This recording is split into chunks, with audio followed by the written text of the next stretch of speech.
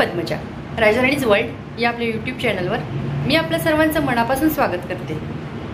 तर रोजचं कसं होतं, आपण नेहमीच्या एक ठराविक गोष्टी रोज पुसल्या जातात, हॉलमधल्या असतील, किचनमधल्या असतील, काही रोजच्या पुसल्या वगैरे जातात, स्वच्छ करतो आपण। पण काही गोष्टी अशा असतात की आपण रोज हाताळतो, अगदी रोज, प्रत्येक गृहिणी रोज हाताळते ती वस्तू। पण होतं कसं, त्याकडे दुर्लक्ष होतं आणि खूप त्यावर अगदी स्वच्छ अशा दिसायला लागल्या की मग आपल्या लक्षात येतं, अरे बरेच दिवस झालं आपण त्या क्लीन केलेल्या नाही आहेत, आणि मग आपण मग त्या स्वच्छ करायच्या ह्याच्यात लागतो। मग जास्त दिवस गेले की काय होतं, वेळही तेवढा लागतो आणि तितक्या त्या क्लीन होत नाहीत। तर त्यापेक्षा आठवड्यातून एकदा त्या स्वच्छ केल्या, अगदी 15 दिवसातून जरी स्वच्छ केल्या तरी छान होतं। मी कुठल्या मेथडने करते, म्हणजे मी कोणत्या पद्धतीने करते ते दाखवते। तर आज आपण रोजच्या जो आपण हाताळतो, अगदी प्रत्येक गृहिणी जी वापरते वस्तू, तर त्या वस्तू आपण आज स्वच्छ करूया। अगदी काही मिनिटातच स्वच्छ होतात। तर आज तुमच्याशी मी ते शेअर करते। हा आता लायटर आहे, तो अगदी आपल्याला गृहिणींना सकाळी उठल्यापासून रात्री झोपेपर्यंत अगदी मला वाटतं क्षणाक्षणाला किती वेळा लागत असेल याचं मोजमापच नाही आहे, इतका वेळा लागतो तो। तर तो खूप घाण होतो, तो बघूया। हा लायटर बघा रोजच्या वापरातला आहे आपल्या, मगाशीच मी म्हटलेलं आहे त्याप्रमाणे।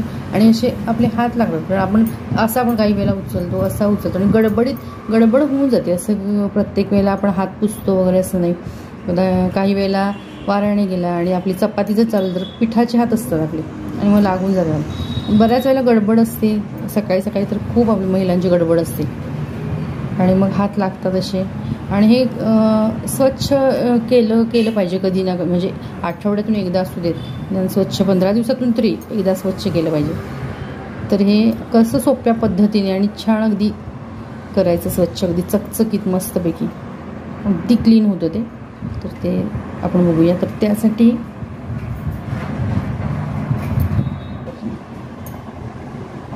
तर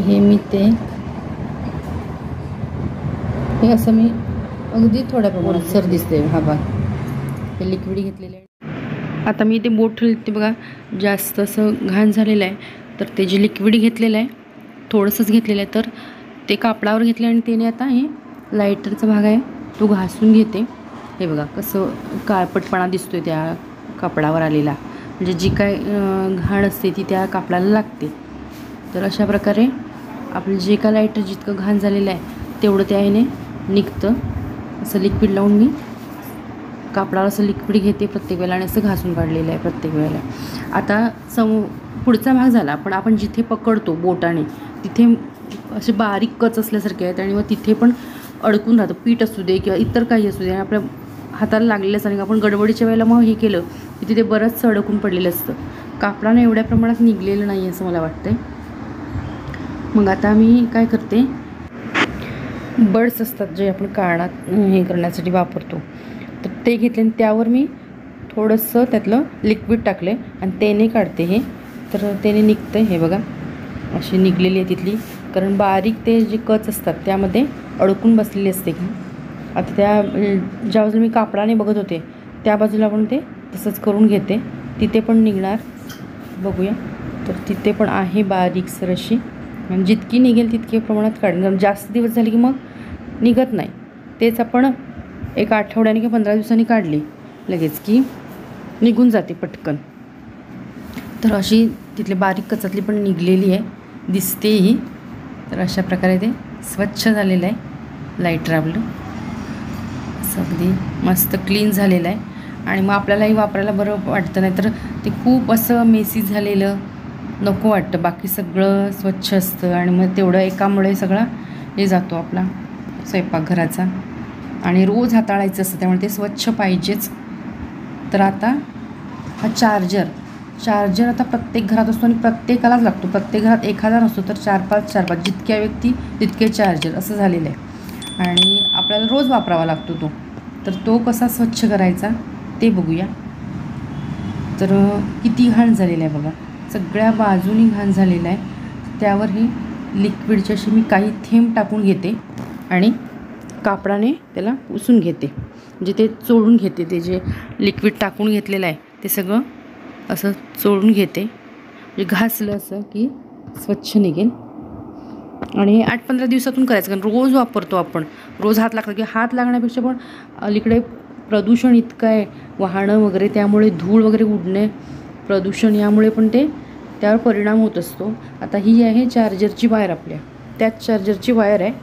तर किती हे दिसते ती अगदी घाण. तर त्यावर पण हे असंच लिक्विड टाकून मी ते स्वच्छ करून घेते आणि क्लीन होतं, काही मिनटातच क्लीन होतं. अगदी टी व्ही बघत बघत आपण जरी हे केलं, असं स्वच्छ करून घेतलं तरी चालतं. किती अगदी स्वच्छ झालं.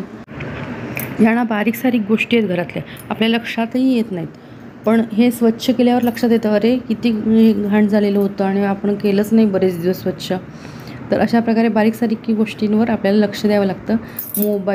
मोबाईल तरी रोज इतक्या वेळा आपण हाताळतो, आणि त्यामुळे साहजिकच बोटांचे ठसे वगैरे सगळं जे काही बोटाला आपल्याला लागलेलं असेल ते सगळं त्या स्क्रीनवर लागलेलं असतं. त्यामुळे मी हेही दाखवते तुम्हाला क्लीन करून. ते काही थेंब टाकले आणि ते मी ब्लॅक कापड घेतलेलं आहे, म्हणजे ब्लॅक कलरचं आहे ते कापड, त्यामुळे दिसलं नसेल तर त्या कापडाने मी स्वच्छ करून घेतलं. आता आपण चष्मा पूर्वी 40 नंतर लागायचा, पण आता लहान मुलांपासून अगदी, म्हणजे म्हाताऱ्यांना काय लागणारच ठीकच आहे, पण लहान मुलांपासून चालू असतं. त्यामुळे प्रत्येक घरात 1-2 चष्मे असतातच. आणि मग ते आपण पाणी वगैरे टाकून वगैरे स्वच्छ करतो, पण या लिक्विडने अगदी छान स्वच्छ होतं, क्लीन होतं. आणि हे काय अगदी महाग असं नाही आहे लिक्विड. 1-2 दिवसातून जरी पुसलं, रोज अगदी पुसलं तरी चालतं, कारण स्वच्छ होतं. आपल्याला रोज वाचणं वगैरे, निवडणं, टिपणं यानेच महत्त्वाचंच झालं आहे आता हे चष्मा. त्यामुळे त्यासाठी हे वापरलं तरी रोज हरकत नाही. तर आता आपण चष्मा वापरतो, पण चष्मा जितक्या वेळेला घेतो तितक्याच वेळेला ही जी केस आहे चष्म्याची तीही तितकीच वापरात येते, आणि त्याला हात लागले जातात. त्याच्याकडे तर अगदीच दुर्लक्ष होऊन जातं. त्यामुळे घेताना अगदी काळा किंवा चॉकलेटी कलर घ्यावा, तरी सुद्धा तो जरी घेतला तरी त्यालासुद्धा हात लागणारच. त्यामुळे तेही क्लीन करावं लागणार. आणि असे जर कलर असले तर जास्तच ते म्हणजे मेसी दिसतात. त्यावर हेच अगदी लिक्विड टाकलेलं आहे मी, आणि त्याने अगदी काही क्षणातच कापडाने घासून काढल्यावर क्लीन निघालेलं आहे. अगदी नव्यासारखं वाटतं ते घासून काढल्यावर. तर अशा प्रकारे ही चष्म्याची केस जी होती, ज्या चष्मा ठेवतो तेही स्वच्छ करून घेतलं आहे मी. तर आत्ताच स्वच्छ केल्या त्या वस्तू, 4-5 वस्तू स्वच्छ केल्या दाखवल्या. घरी असतं ते लिक्विड, कारण आपण कोणत्या ह्याने वापरलं ते मी सांगते, कोणतं लिक्विड वापरलं ते. तर आपण नेलपेंट काढण्यासाठी नेल रिमूव्हर म्हणून जे वापरतो हे, तर याने मी लायटर स्वच्छ केलं आणि अगदी स्वच्छ निघतो, क्लीन निघतो. पाहिलात तुम्ही. तर असं आपल्या आणि घरी असतंच ते, काय आणायला पाहिजे वगैरे असं काय नाही. प्रत्येकाच्या घरी आता आपण नेलपेंट प्रत्येकजण लावतो आणि प्रत्येकाच्या घरी हे असतंच. तर याने लायटर स्वच्छ केलं ना की छान क्लीन निघतो, पाहिलंच तुम्ही. आणि बाकीचं जे आहे की बाबा मी मोबाईल किंवा चार्जरची वायर, चष्म्याची ग्लास, चष्माची केस जी असते, आपण जे चष्मा ज्या ठेवतो आपण जे, ते असं मी स्वच्छ जे केलं, तर ते या लिक्विडने मी ते सगळं स्वच्छ केलेलं आहे. या 4-5 वस्तू ज्या स्वच्छ केल्या त्या फक्त मी लायटरसाठी नेल रिमूव्हर वापरला आणि बाकी सगळ्यासाठी हे यूज केलेलं आहे.